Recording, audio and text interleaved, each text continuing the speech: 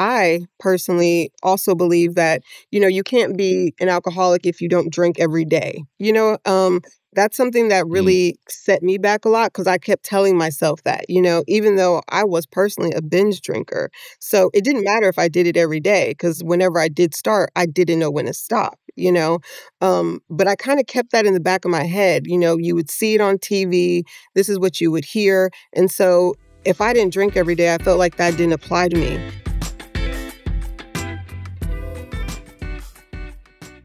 Hey y'all, what's going on? Welcome back to the Stacking Days podcast, where we highlight underrepresented journeys of sobriety. I'm your host, Ray Donovan, and I'm really looking forward to today's conversation.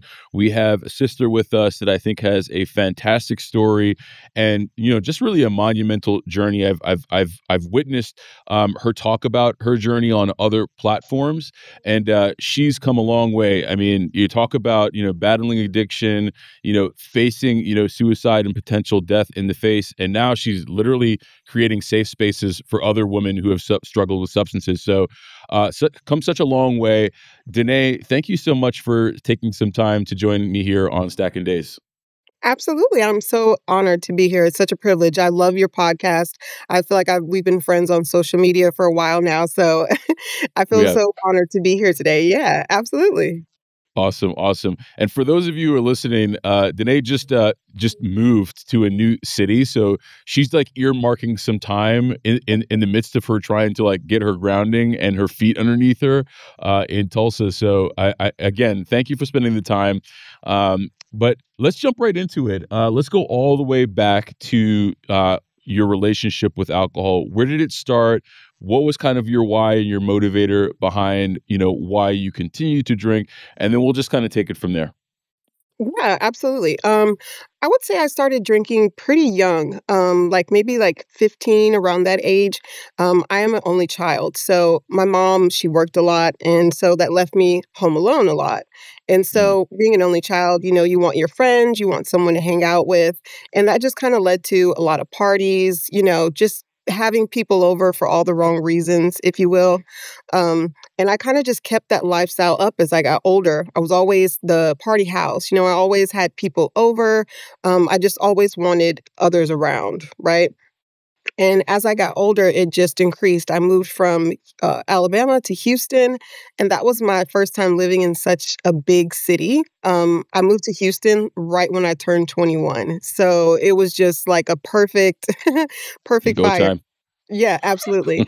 And, I just wanted to try everything. I moved from a college town. I had never lived in such a big city. And so I was so eager to experience everything Houston had to offer.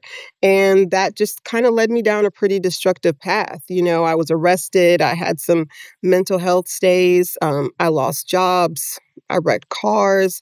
I mean, for about a decade, it was just this constant battle of me trying to convince myself that alcohol wasn't the problem, everyone else was. All these things were happening to me. I had the worst luck in the world. And so finally, it took me finding a really good counselor. COVID really helped, forced me to sit at home, forced me to look at myself and realize that all I was doing all day was drinking. That was it. And even more once COVID hit, because we were all stuck at home. And I just felt like I had no purpose. I just felt like I was going nowhere and I wanted to make a change. And so that was what I did. I believe it was May 10th, 2020. I finally decided I'm not going to do this anymore. I'm not going to hurt the people around me. It's time for a change. And that's my sobriety date. Wow. I mean, that's a lot packed into a nutshell right there. And I know, Yeah. and we're going to unpack some of that because, I've, like I said, I've had the luxury of listening to you talk about your story on other platforms. So Mhm. I do have a few questions for you. One, starting with your mom. So you said that you're a single child, and I'm going to assume, but correct me if I'm wrong. Your mom was a single mom. Yeah, correct. My dad was around, but he wasn't because he also suffered from addiction. So Okay, he was kind of in and out of my life a lot, pretty much until he passed away when I was 14, I from see. an overdose from complications of drug abuse. So My mom got sober though when I was like 6, so like my memories of her and her addiction are very hazy, and spotty. I do remember the day she left to go to rehab. I do remember it feeling like she was gone forever. It was Yeah. only 30 days, but it felt like years at the time to me. And when she came back, everything was just, it was different. And so a lot of my memories of her and her abuse are minimal. It's more of her recovery and how she changed her life and the things she did after that. Fro from the time that your mom went to rehab, she never had a relapse after that? She was, kind of on her journey of sobriety and recovery from there on out? Yeah, she never had a relapse, of course, that I know of. But no, she's been sober for over 30 something years. She's a person that she did take anti abuse. She did tell me that. We spoke about it. So Okay. when she was at the rehab, she did take that to kind of help. But Yeah. she was more or less just done. She was in her 30s at this time. Mm. She said she never really wanted kids. And then, of course, I popped out. So her Right. responsibilities changed. And, as myself being in my 30s now, I can totally see what she was going through and understand all of the challenges that she had on her. She was a foreman at General Motors. She had a big job. She had a big career. She had a lot going on. And so I can understand how it was easy for her to, abuse more than usual. Yeah. Well well, good on her, for being able to address that in her life, and, congratulations to her long-term sobriety. A question I have, and, obviously you can't put words in your mother's mouth, but, what do you think she was thinking as she saw you kind of progress in your own journey with alcohol, being that she had such an intimate understanding as to, what that looked like from the outside at least, and maybe have a sense of, what you were dealing with on your own? Oh, yeah. I believe it definitely hurt her. That is for sure. Because again, I'm an only child. So when I would get in trouble or end up in jail, she's the first person I would call. So, Yeah. after a while that became really repetitive and I could tell it was just breaking her heart. It really was. And there were a few times when she did tell me, like, I remember being where you are. I remember, waking up and, having alcohol seeping out of your pores. I remember a few years I had to move back in with her and I had a rough night and I was getting ready to get up and go to work and she was trying to wake me up. And I just remember her telling me that, like, I can smell it seeping out of you, you know. She really did want me to get help. But again, I blamed everything. I blamed my mental health. I blamed, the relationships I was in.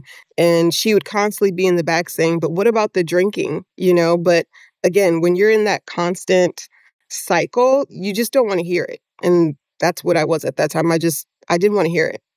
Yeah.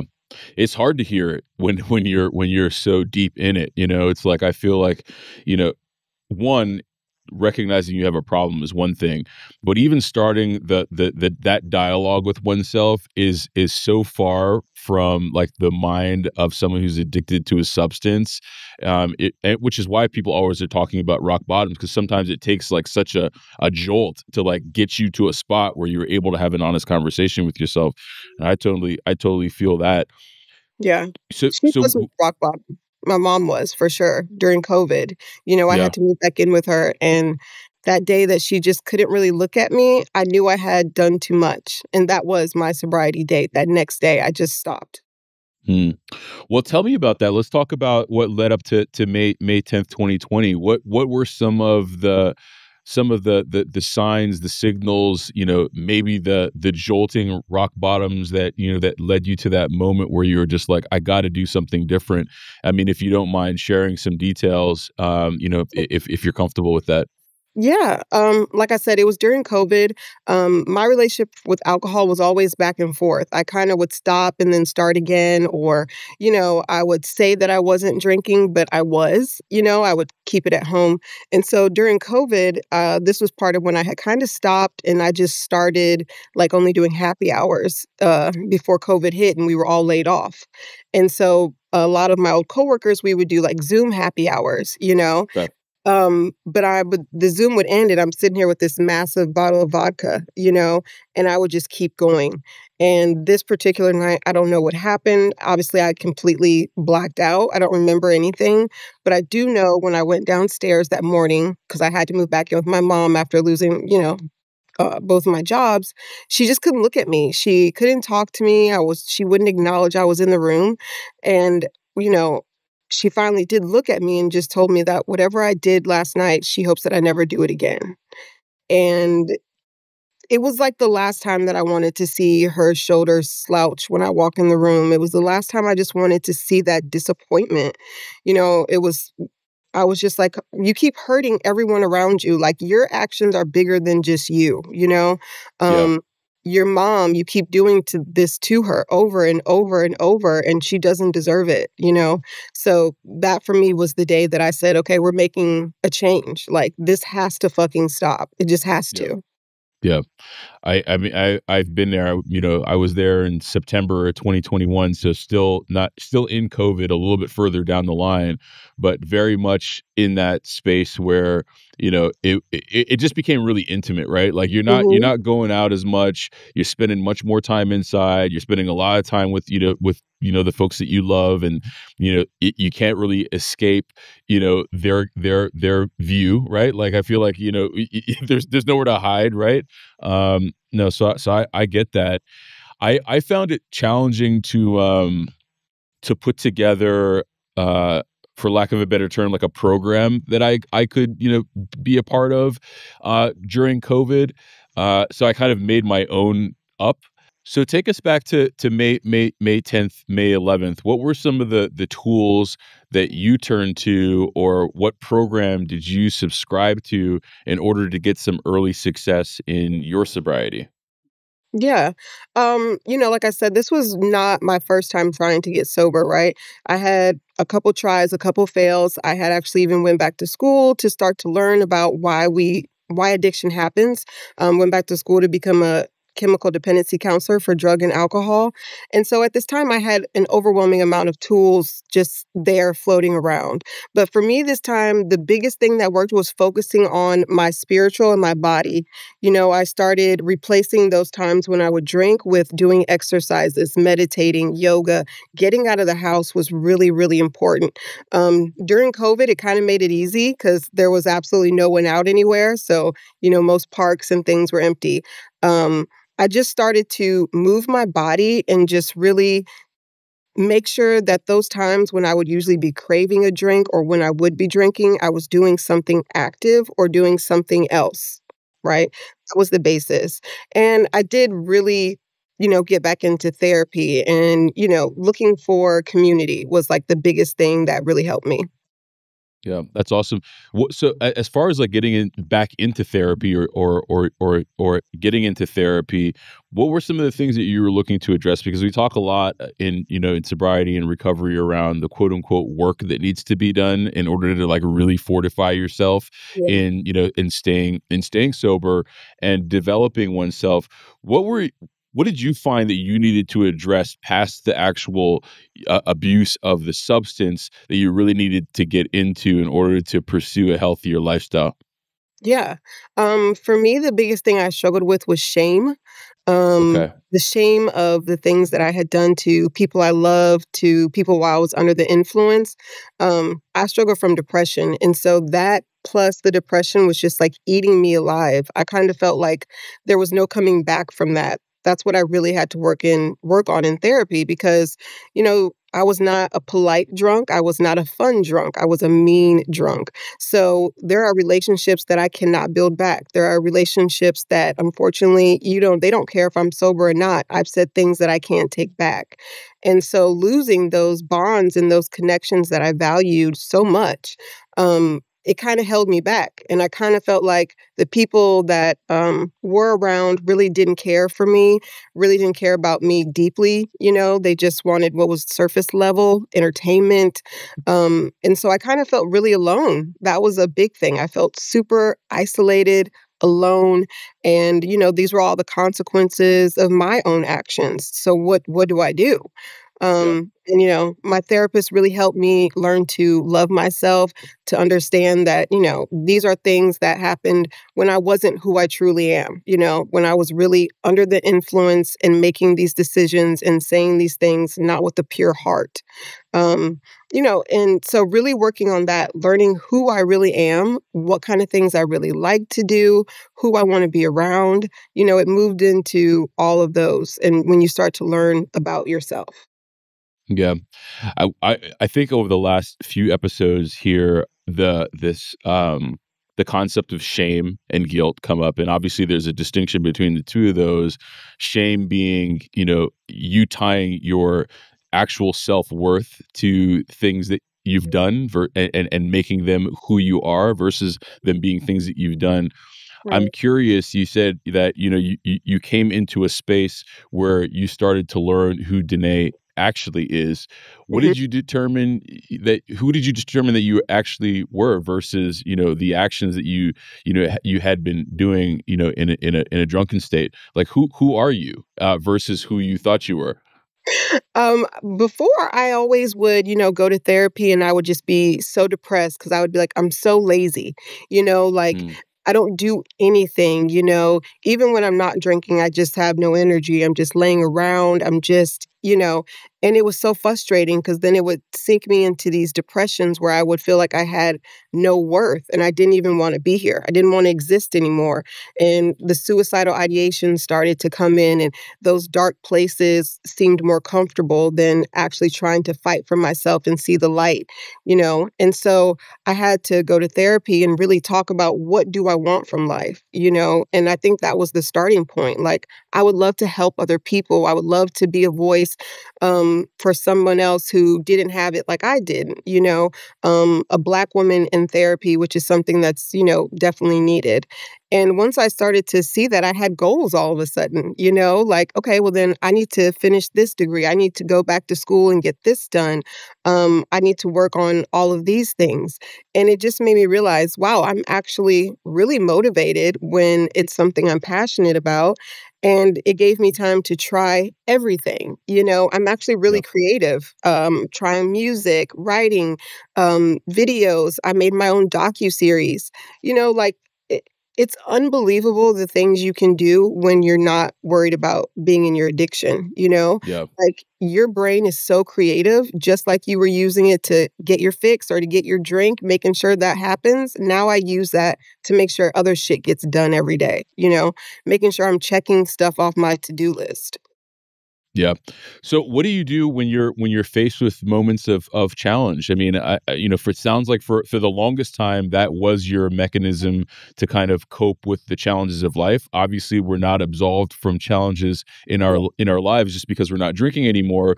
What are some of the tools that and resources that you turn to today in your clear state of mind Mhm. and and you pursuing, your sobriety that maybe weren't accessible to you, in even in like the earlier days of your sobriety? Yeah.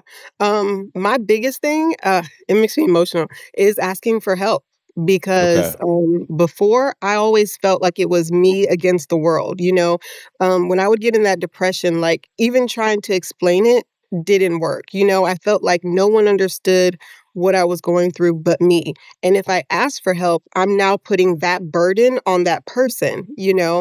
And now in my recovery, I realize that there are people that love me, that want me at no matter what stage I'm in, and want me even more when I'm feeling low because they want to support me and lift me up and remind me of who I am. And that's something I never thought I would have in my recovery because, you just feel like trying to stay sober is your battle. It's Yeah. you always battling. But there are so many people that are waiting and rooting for you and wanting the best for you. So being able to now know when I get triggered, which is usually stressful situations, I don't get triggered being around alcohol anymore. I don't really get cravings at all.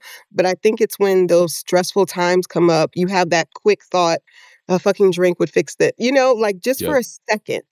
And in those moments, if it stays long enough, I can reach out to someone in my community, a close friend, and just let them know, hey, I'm struggling.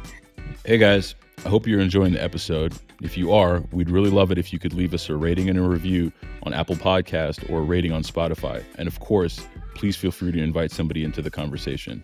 If you feel like you have a story to share on the podcast, why not apply to be a guest? You can do so by completing the form on the podcast description or find it on stackanddays.com. That's stacknday's.com. But for now, let's jump back into the conversation. So we talk about community, right? You have obviously built your own community that was based in Houston. Now you've moved to Tulsa. Being that community is such a cornerstone of your sobriety and your recovery, how has that transition worked from you? How do you envision it continuing to play a role in your life? Creating Sober Girls was like one of the best things that I could have ever done because, it helped me realize that there are so many women who are also looking for this type of community, women who might be sober or sober curious. They just want to see what that life is like going out and having a good time and it not being about alcohol, being about connection and forming bonds with the people that you're actually with. So coming to Tulsa, I plan to bring that with me. So far I already have a few meetings with their women in recovery group they have here with their Tulsa Family Services. Every state, every community does sobriety a different way, right? So it's all about learning for me. It's about seeing and being a part of their community and seeing how they have events or what things they do and bringing that to Tulsa because Sober Girl Houston is really just the foundation. I would love to have Sober Girls everywhere because all women deserve that option to have a choice, to know that, yeah, you can still go out on a Friday or Saturday night with your girls, but it does not have to be about tequila. Y'all can get a section with mocktails. You can have a good time and not have it alcohol centered. And that's just the message that I really want to pass along, especially to the women who are just starting their sobriety. I like to be very active in the recovery centers and like the women's home, just to let those women know that once you get out of here, there are options. There are things you can do. Hmm. No, I love that. And I feel like, you can kind of just take that model of community anywhere you go, right? And I'm going to assume that it doesn't mean that Sober Girls Houston goes away. It just means that you're just not there on a daily basis and you're able to create, similar experiences in Tulsa. As a woman of color, and you obviously you commune with all types of women, right? But as a woman of color, are there kind of unique challenges that you've found in just your dialogue and you connecting with other women of color that you think is unique to your story and their stories, and maybe a little dissimilar to other women that you've spent time with? We were actually, me and a friend were just talking about this earlier this week about women of color, talking about their sobriety.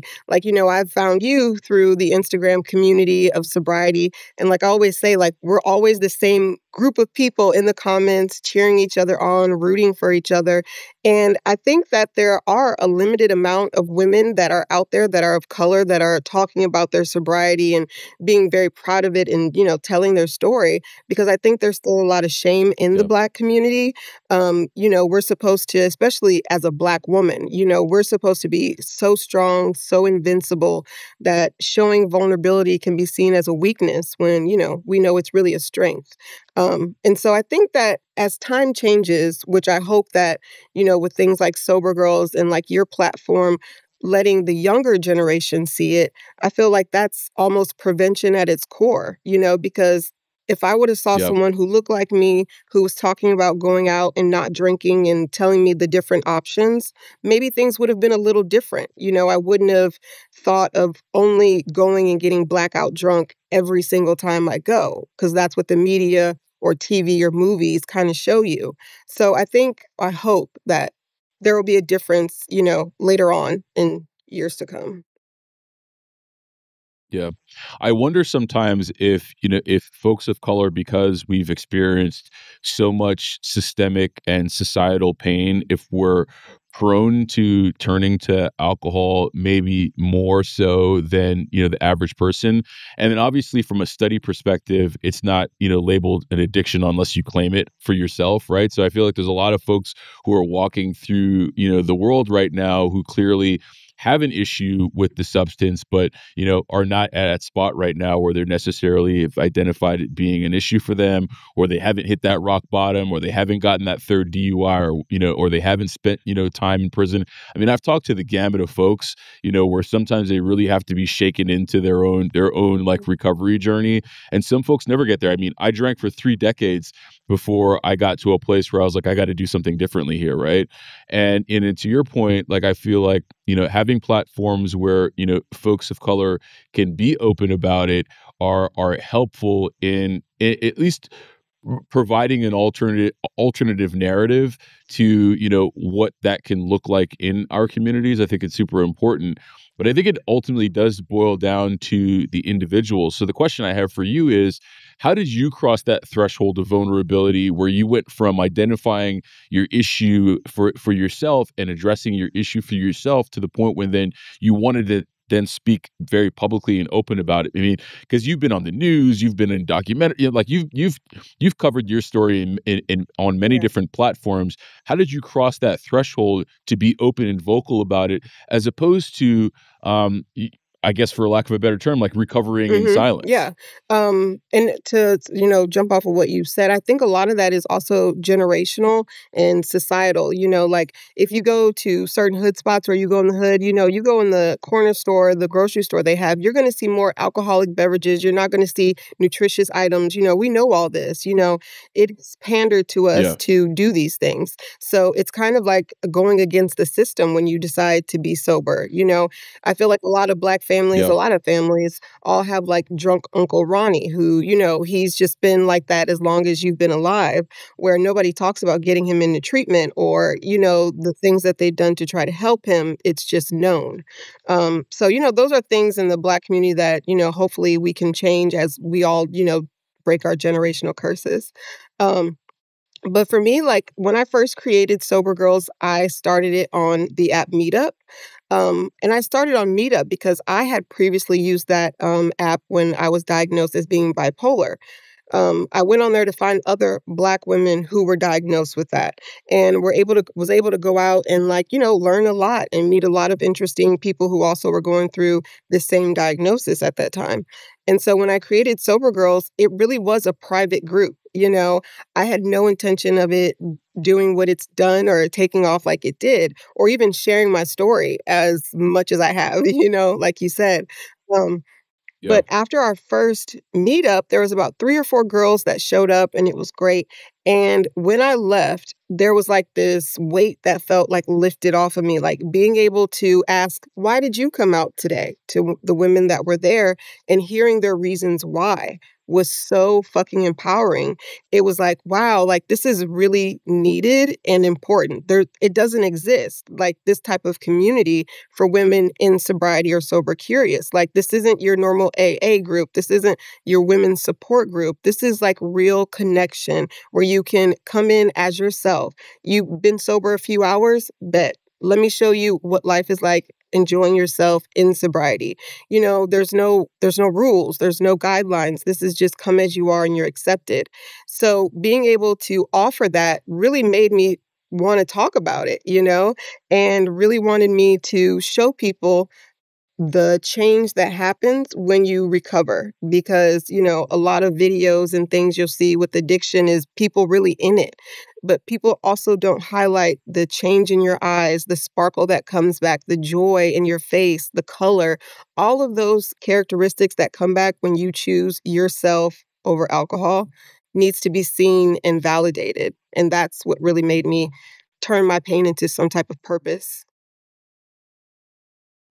I love that. Had you always been kind of an outgoing, person, or was that something that came about in you kind of blossoming in your Oh, sobriety? this has always been me. Like I said, I was loud and boisterous when I was drunk, and I'm gonna be just the same about my sobriety. I mean, I've just always I love been it. this way. Like, even when I was drinking, I would host like game day watch parties, I would MC. So things like this it's just about a different topic, but just as loud Good, good. Just to be clear, I just wanted to make sure that everybody out there knew that this is every you. day. Um, so look, every I love that. So in creating Sober Girls Houston, potentially now officially, recreating it in Tulsa, this is like it's an open space, right? So it sounds like you don't subscribe or to any, specific like dogma, right? Like if it's AA, great, you're welcome. If it's smart recovery, great, you're welcome. How do you deal with like recovery purists who believe that that it's got to be one way or it's got to be the highway? Your sobriety isn't created equal because you haven't pursued this specific program. I'm assuming because you are so vocal, you've interacted with that Mm. conversation. How do you and if you haven't, then fantastic. But if you have, you know.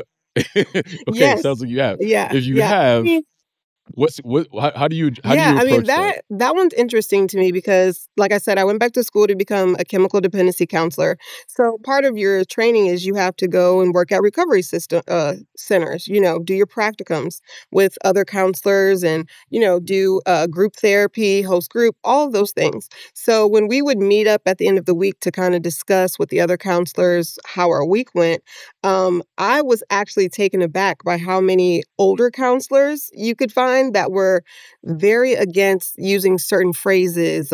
You can't say you're an addict if you're just abusing alcohol. You can't say that you're clean if you're still taking like medicated assisted treatment. I mean, it was absolutely bizarre. And I think that type of mindset really sets us back. I also think that's why me personally, I didn't do well with AA.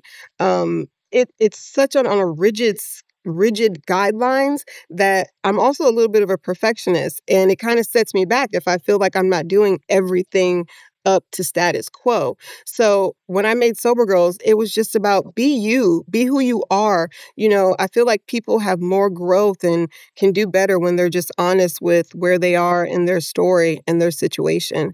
But those old time things are very active still to this day. And I usually Yeah. take it right head on. Like, as soon as they say it, let's talk about it.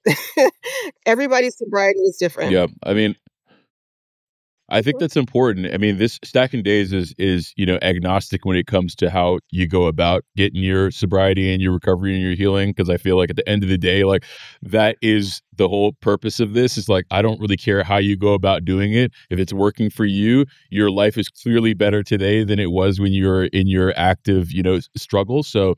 I appreciate your perspective on how you deal with that head on. I think you have a unique perspective, and it's like I think that the world of recovery, the world of sobriety is Mhm. evolving, and these old dogmatic perspectives and views, I think, I think that there's probably a lot of value that we can get from those chapters in the history of sobriety, but there is also I think there's a lot to learn from where we are today and where we can move forward. I think that this space that we're in makes it more accommodating for people of color, even right, like to be a part of the Yeah, and have a dialogue, seat at the table. versus 20 years Right, ago. exactly. And even before I went back to school, I worked in psychiatry. And I remember working for a psychiatrist that did Suboxone, right? And at this time, it was still Okay. fairly new. Like the DA was very rigid. They pop up like once a week to check all the things. Like it was pretty intense. But the change in the patients from when they came in to after they started their Suboxone treatment was like a day and night. You know what I mean? Like as long as they stayed on their treatment, they could lead successful lives. They could go to work every day, pick up their kids, do all of the things, all the roles they need to do. So, for these like old timers or this old dogmatic rules that would say Suboxone or any type of medicated assisted treatment is not recovery, it infuriated me because I've seen it work. I've seen people change their lives with this option. And me personally, I had to try anti abuse when I first tried to get sober, and it gave me a few months. It really did. But I wasn't ready at that time, you know? And still now Mm, I have to take mm. SSRIs because I want to make sure my mental health is well. So for someone to tell me that that's not real recovery, I can't accept that. I can't accept that logic. So just for those who don't know, what are SSRIs? Antidepressants. Cool. It's just that I feel like some of this dialogue Yeah, is so new for some it folks, is. right? Like Yeah, know, antidepressants, right. uh, I mean, when I first got sober, the first stop that or one of the first stops that I made was to my general Gotcha. practitioner, and I got prescribed naltrexone. I was like, look, I was like, I'm just gonna throw as many things as I can at this right now, just so that I could fortify myself. And I was like, if medication is out there, I'm not generally one to go to the doctor. I'm not generally one to take medication Mm, for anything, but I need to do something a little bit different this time around to give myself a fighting chance. And yeah, I'm sure that there's tons of, schools of thought out there around like, taking this medication, that medication. It's not mhm, true recovery, true sobriety, but it worked for me. So I feel like, talk to a professional and, and potentially it will work for you or maybe not. But I think opening the dialogue up is the most important piece. So I appreciate your yeah. perspective on that. Um, what do you think some of the misconceptions are out there about the process of recovery, and how can we like better educate our community about what some of these issues are from your perspective? You've obviously have your own story, but you're also very much Mhm, a trained, mhm. professional in the space. So what are your thoughts I on think that? something I came across a lot and that I personally also believe that, you can't be an alcoholic if you don't drink every day. That's something that Mm, really set me back a lot because I kept telling myself that, even though I was personally a binge drinker. So it didn't matter if I did it every day because whenever I did start, I didn't know when to stop. But I kind of kept that in the back of my head. You would see it on TV. This is what you would hear. And so if I didn't drink every day, I felt like that didn't apply to me. And even when I would, see clients, I hear that a lot as well. Just like, oh, I drink when I drink, only on the weekends. And it's not about that. I think we need to look more at the bigger picture of when you do drink, how excessive is it? Does it hurt the people around you when you start drinking? And I think it kind of will help the recovery community a little bit because people are going to know they have an addiction sooner, right? And to definitely, like you said, go to a medical professional. That's literally the first step always, because that way you can at least see where you are in addiction. Are you even in an addiction? You could just be in an addictive personality and just need to change a few things. There's so many different yep. levels of addiction, and especially now that they, graded on a scale from like mild, moderate to severe, um, it makes it a lot easier to go and tell your truth and be honest with the medical health professionals. And yeah, just see where you are. Get a good, feel for it. Yeah. The conversation, the honest conversations are refreshing once you can step into them. There was, like I said, I'd been drinking for almost 3 decades. I started when I was in my early teens, and I didn't stop until I was in my early 40s. And I probably saw, I saw enough medical professionals over 30 years to know that I wasn't always having an honest conversation with them. You know what I mean? And now I go to the doctor and they're like, do you have an issue? Do you drink? I'm like, nope. It's like, and I can honestly like answer that question and feel really, really, really good about it. So I think that, those points that you made are spot on. I wanted to ask you about, something that I had been thinking about recently for myself. I feel like when you're moving into a space of sobriety, when you're moving into a space of recovery and your own development, you don't necessarily have a sense of what the destination is going to look like. And I still don't feel as though that I've arrived at the destination, but sometimes you don't even really have a sense of like what the road is going to look like, right? And there's certain items I think that have come up that were surprising to me in just Mhm. my own journey. Is there anything that has stood out for you that is pleasantly surprising to you in your recovery that maybe you didn't anticipate coming into it? That's a really good question. And I'm trying to think. I mean, I didn't expect any of this process at all. Like before I got sober, I never even knew I couldn't even imagine what sober life looked like. You know what I mean? Like when I think back to when I was having cravings so bad and I would have to like sit on my hands because I couldn't fight the urge to get up and go run to get some type of alcohol, to now when I can sit next to friends who are, having their drink and I've got my mocktail and there's no problem. Like I don't even know that person because I never even imagined she could exist. So every day when I wake up and choose sobriety, I'm surprising myself every single day. I think the biggest thing though is really the things that I've accomplished. Like you said, like we don't know where this journey is. I never even had goals before I got sober.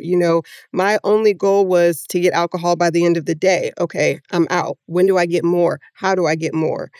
So to have goals that are a month away from now or a year from now is unbelievable to me because that person, I never knew she would exist, but I'm so glad that she's here. That's awesome. I love hearing that. I mean, people use this cliche term all the time, like sobriety is my superpower. And it is cliche and it is corny when you say it out loud, but you really do feel that way when you're in it, right? Like the version of yourself literally feels as though you are operating on another level, and to be able to lean into that with clarity is it for me has been unanticipated. I didn't anticipate it. I didn't anticipate who and that person is and who that person could be. I feel like you lift this veil off of yourself and you truly feel as though that you have an unlimited capacity to live your life in the way that you want to. So I love seeing it, which is why I love talking to folks of color, because it's like we get so beat down by so many things in this world, to be able to like step into a space where we are fully empowered to be the authors of our lives, I think is a magical And space super to be. So empowering. um and I said say it's that one more super time. empowering. Like I feel that type of power Yeah. radiating through me in every aspect of my life, no matter what I'm doing. If I'm just going to the grocery store, I have an extra pep in my step because I feel like I'm starting to know who I am as a person and that no one can change what I think because I am very sure of myself at this stage. And so you kind of just walk with this extra confidence and this extra swag that I feel like I didn't have before because I'm very comfortable with who I am and the decisions I make. Yeah. I love that. I love a little pep in the step when you're in the supermarket. Feel like I'm on a runway, um like, "What is she so happy about? Baby, I'm sober, I'm here." I love it. I love it. You just trying to get some cereal and people are just wondering what I'm is going voguing on down with the her. aisle, literally. That's great.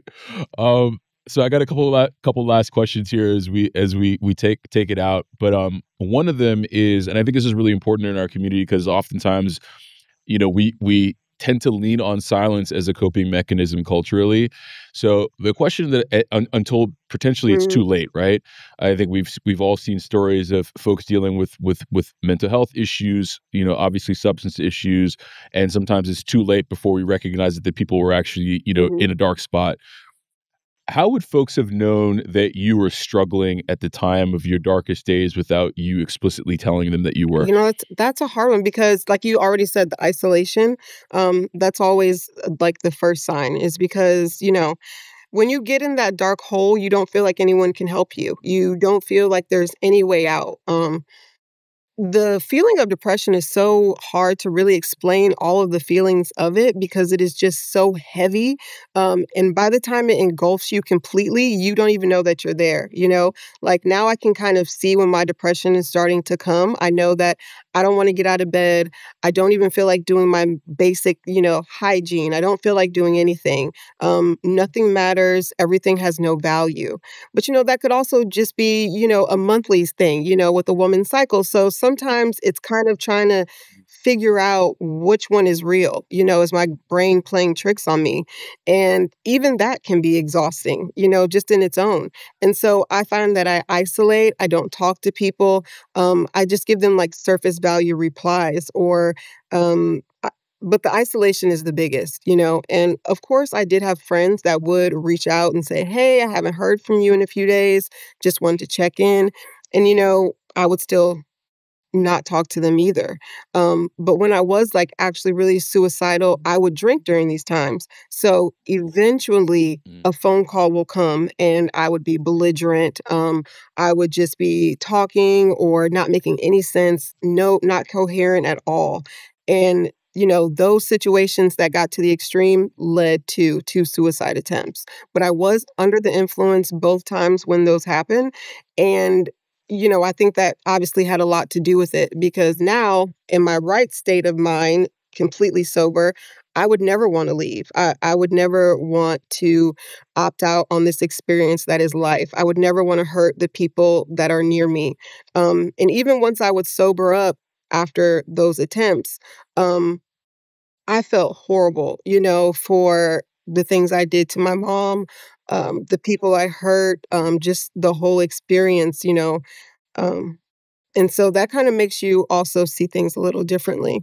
But I would just look for, that isolation and just be very persistent, even if that person doesn't really reply or doesn't give you back a quick response, show up, pop up, just let them know that you're there because they feel like no one is there.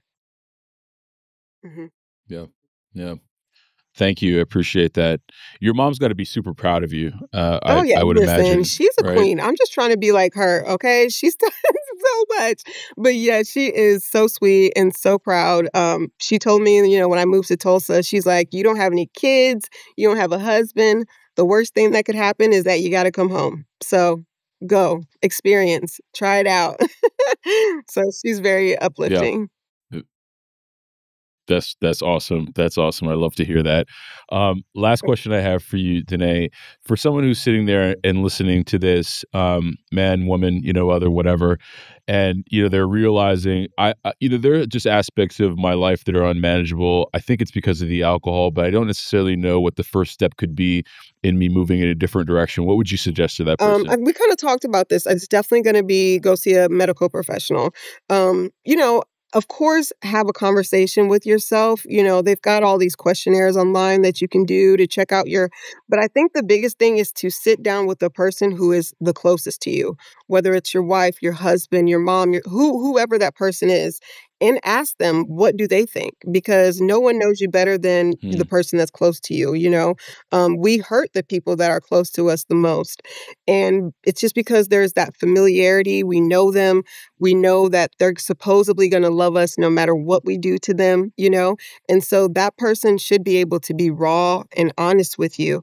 And I think once you do that, it'll give you more of a idea of what's going on with your drinking. And then take it to a medical professional like your PCP, a counselor, and just say, I think I'm drinking too much, but I'm not really sure what to do next.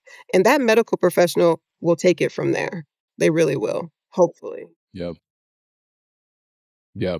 I love that. I mean, bringing it to someone that you trust is I have asked this question a handful of times to this point, and I don't know if I've ever gotten that answer. And I think that that's almost as impactful as being honest with yourself, is being honest with the people who you love and who Mhm. love you, because it takes a certain amount of true vulnerability to be able to bring that conversation to the table, especially if you're struggling. So I appreciate that Yeah, perspective. and it Thanks for gives them sharing. accountability because, that's really what you need in your sobriety. You can say, I think I have a problem out loud to yourself, but when you say it to other people, now it's real. It's a real fucking thing. And they will hopefully hold you accountable and you hold yourself. Yeah, love it. Danae, where can folks find you if they need more pep? Yes, you need some more pep in your step. Absolutely. I will be dancing down at I'm just kidding. They can follow me on Instagram at my page, which is randomly_rude, or you can follow me on Instagram under our Sober Girls page, which is Sober Girls HTX. And if you have any questions, you can reach out to me. Just go to our direct page, which is www.sobergirlshouston.com. Awesome. Awesome. Well, look, thank you again for spending some time with us. I know you got a lot going on, but it looks like your place is coming together beautifully. It's So rough. congratulations. That looks It's good. Yeah. This yeah, must be the place. that's what I'm saying. Wait, where is it? There it is. Yeah, I love it. I absolutely. love it. Today, thank you so much. Let's make sure that we stay in touch and good luck out there in Yes, thank Tulsa. you so Okay. much. This was amazing. I really is the best way to start my day. So thank you. Thank you. I appreciate that. Thanks everyone for listening in. Stay tuned, and next week we'll have another episode of Stacking Days. Peace. I appreciate you guys listening to the Stacking Days podcast. I hope this episode added value to your recovery and wellness journey. Before we go our separate ways, let's connect on social. You can find us on TikTok and Instagram at Stacking Days or via the website www.stackingdays.com. By supporting the show, you can play a direct role in amplifying people of color in their pursuit of recovery. The easiest way to do that is to subscribe or hit the follow button. This way, you'll never miss an episode, all while playing an active part in creating the ecosystem where diverse voices in healing matter. This show is for the purpose of education and connection and is not a replacement for therapy or recovery care. For more information on the resources and support available, take a look at SAMHSA and some other resources shared in the description. Until we meet again, be well, one day at a time.